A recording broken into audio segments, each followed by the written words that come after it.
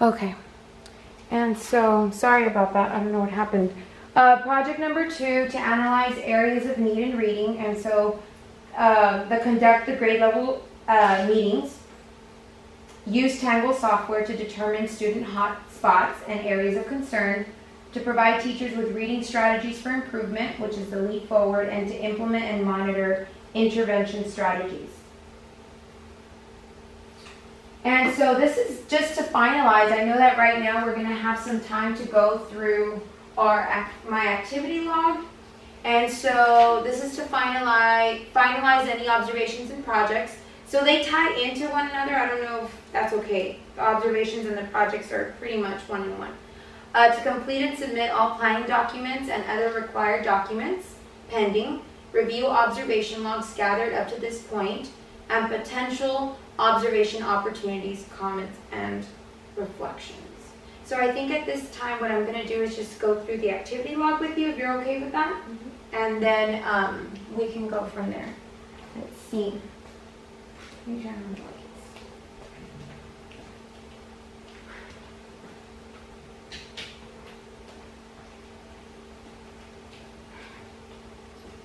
Alright. Go ahead and turn this off. Move this. And then maybe stick here. Yeah. Okay. I'll just go through it. Alright. So this is just a conversation.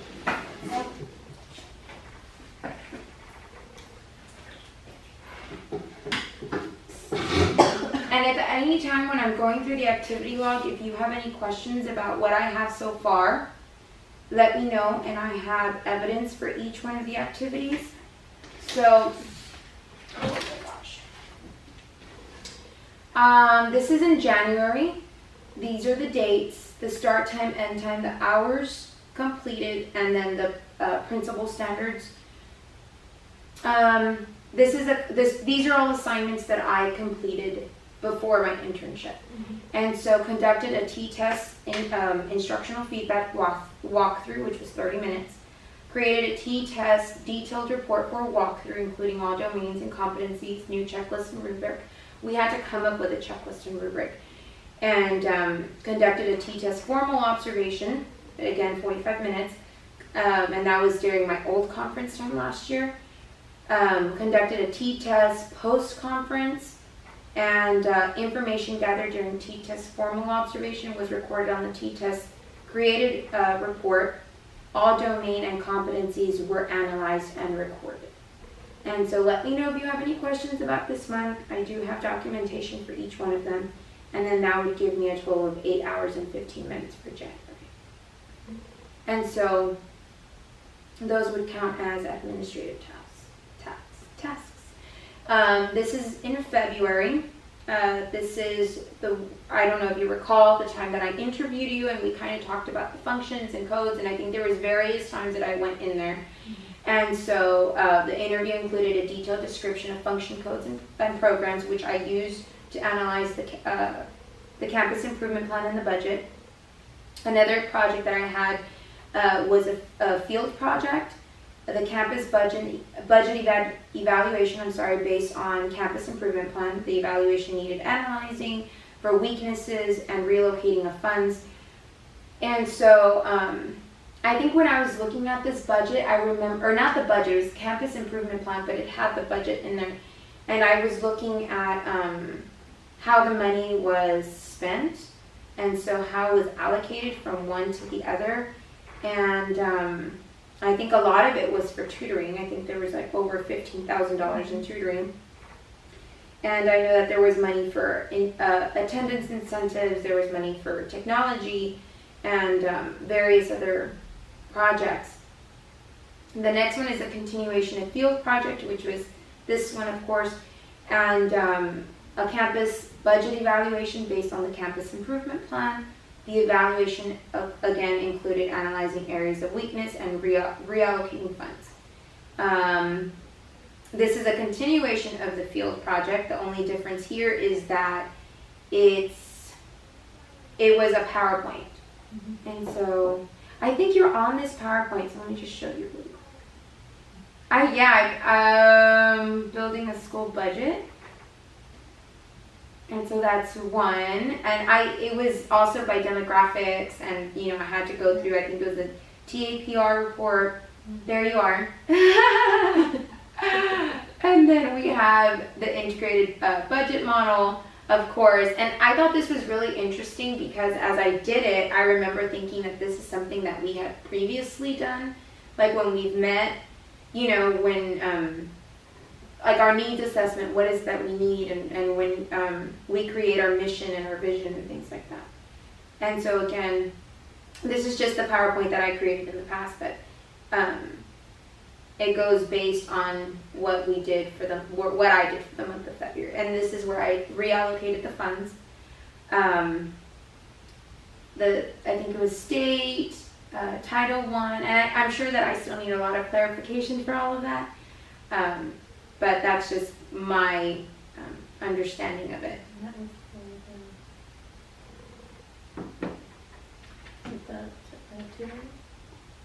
I think so. It was implement and monitor data-driven comprehensive intervention plan, including extended time for app. So I think that was that. And then this one was to promote incentives to increase. I think this is what I was, and so the money was moved. Proposed allocation was, I guess, to get more to increase. I thought that maybe 15,000 wasn't enough. Okay. Right? Right. And so I don't know, I think I had moved $9,000. Yeah, there's two, little in hindsight, but two, when I planned for tutoring, I planned for the funds from Title I and from state. So the 60, no, you're fine. 62, I don't even know what the account code is right off the top of my head, but there are two entities, I guess, that you can get from. Yeah, that we can tutoring from. But yeah, it's more around more than, I want to say it's more than 20,000 that we spend on. That's a lot, yeah. And so do you think that this year we're still going to continue with like the Monday Academy and the tutoring as it was, or do you plan on changing that? I have been thinking of changing it, and maybe with your help with the disaggregating of data, I'd like to maybe start tutorials as soon as October, and not so much Monday Academy is 3 hours long, maybe do 1 hour sessions, or 1.5 hour sessions. I know that, what is it that they say? There's research behind it that students are going to learn better if they, in shorter periods of time, over an extended period of time rather than a shorter period of time. It's just, it's to extend that, but shorter increments of time rather than them being here all day. It's a thought, and it's something that... Because if we think about it, that money was spent from January to May, April. But if we stretch it out to start using it from October on November, at least we don't try to drink out of a fire hydrant, and we can gradually. Yeah, and I completely agree. So this is just the summary of what the February activities look like. And then we have March. Again, I'm sure I bugged you many times in the past semester. Principal interview on beliefs and best practices, and there was, I believe, a questionnaire which I can show you because I also did it for Ms. Trevino. And based on your responses, I analyzed the report and I came up with the description of you're fine. Description of beliefs and best practices to curriculum and instruction, and I have that as well. And then there was a school excellence inventory that was administered. And I think what I did here, and I don't think I did, it was 12 teachers were chosen at random. They received a needs assessment of the school, what they thought were the strengths, what were the weaknesses, and based on that, I wrote a report of the school climate and culture. And so that is for the month of March for a total of 9 hours. April, the safety audit, I know you remember that. It was a very extensive safety audit which I had to complete. I believe it took me 2 different nights, having to go one by one, the entry doors, the intruder, the identification badges, protocols and procedures that have to do with the safety audit. And then again, going through the analysis of the report for strengths and weaknesses. Interview with the assistant principal based on the student discipline and management. And I know Ms. Trevino would tell me exactly how it was dealt with parents and like bus referrals if they received one, what happens after the second, after the third, after the fourth, and then after the fifth. So she was able to expose me to that. An analysis report was created based on the LFCISD student code of conduct. And so what this assignment was, we took the student code of conduct and then we took the, I believe it's, I don't know if it's BQ legal or it's one of the board approved conducts, and we analyzed them to see the comparisons between them. And so that was for the month. That was for April. That was 11, almost 12 hours. For the month of May, and this is pretty much when the year is closing out and at the same time the semester was closing out as well. This is district and school demographics. I created a report for both district and school demographics based on all subpopulations, which I have as well. The student learning data inventory was conducted on the school. Materials and surveys were collected in order to analyze their effectiveness. And so that is for the month of May for a total of 8 hours. And so in June, I believe, was one of my final classes, the data analysis for the continuous school improvement. I created an early warning system, which is based on the RTI procedures. And then, again, a PowerPoint based on that report. And then that goes on for 12, almost 13 hours. In July, there was nothing. I did take my principal's exam. I don't know if that would count, but I didn't log it. And then August does have a lot more. And this is when I started my shadowing. And so this is the one day that I came in and I helped with administrative duties. Then I have the formation of the campus committee, which was, this was I think it was the documents that needed to be revised. The formation of the pledge, creation of parent and staff calendars for the month of August and September. Then when I did the revisions for those, and that's this one. Revision for student release forms, and I think that's the one that I helped Angie with. With Ms. Chavez, and the student denial forms where the teachers have to write who has release for what. Update on campus committees. I believe I already have the LPAC. I'm pending the Lighthouse. Right. I have the attendance. I have the club sponsors. I think the robotics is new. Mm-hmm. Morning drop-off duty, which I did last week, and I will be here tomorrow. The first attendance meeting. Back to school night duties, and I think that's when we were helping set up the entrance table, preparing and passing out sign-in sheets to the teachers, which was from 4 to 4:40. Again, morning drop-off. Emailing attendance committees about approved incentives, future deadlines, passing out poster boards, and of course giving them detailed instructions. And I did email them a deadline for that, which is September 15th, which is next Friday. And then this is when I helped Angie with the HR paperwork, trying to get signatures, and so that was a total of 1 hour. And so for the month of August, I have 29 hours, which was a busy month. and so I'm sure September will follow. We have the preparation for observation 1, which also counts for 3 hours. Attended the transportation meeting with Ms. Trevino for an hour and a half. Conducted the lighthouse meeting where I prepared the agenda and the sign-in sheet. And then, of course, today's observation, which is from 4 to 5 o'clock. And so, do you agree? Do you have any questions about any of that, or would you like me to go and clarify any of them?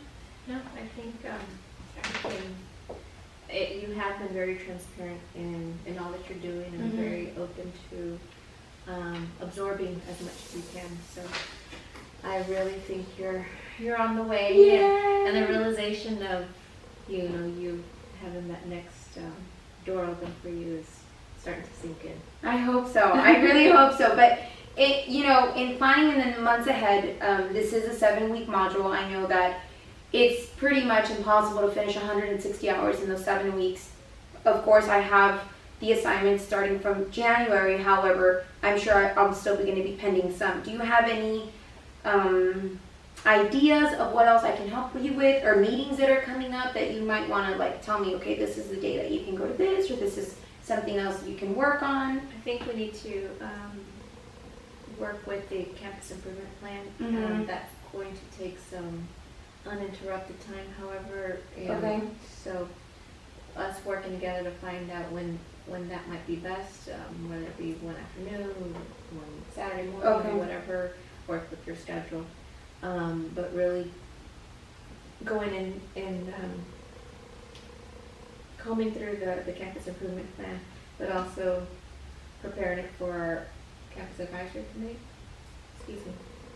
which that we still need to vote for. We were going to do it that last faculty meeting that we had, but with the whole preparation of a hurricane, Right. threw that off. But The campus advisory committee, is that initially one representative per grade level? it used to be that, but now we can keep it at that. But it needs to be voted on by the staff. Okay, so it needs to be a vote. Yeah, it does need to be voted. There are policies that we need to follow to make sure that we're allowing the opportunities. To everyone. And so what does the campus improvement plan, the revision, or what does that entail? What is it that we're going to be We looking want to at? make sure that our budget is still aligned with with our goals. We want to make sure that our goals are on there. Some of our previous ones, any of our new ones. So it's really it's a working document. Right. The campus improvement plan is always a working document. So we want to make sure that it's current. Okay. What about upcoming meetings?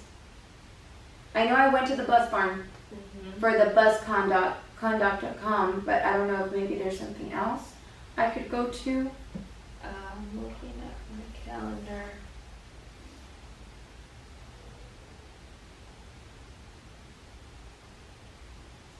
Or when do We you... will be having at our next faculty meeting, which is September 20th, a training that the principals, we got together this week and we put together a presentation to expose you guys on the SLO process, the student learning objectives, that is now part of the T-test. Okay. So you can assist in that presentation or the preparation of the SLO meeting to teachers. Okay. And that's going to be at the next faculty meeting? That's September 20th.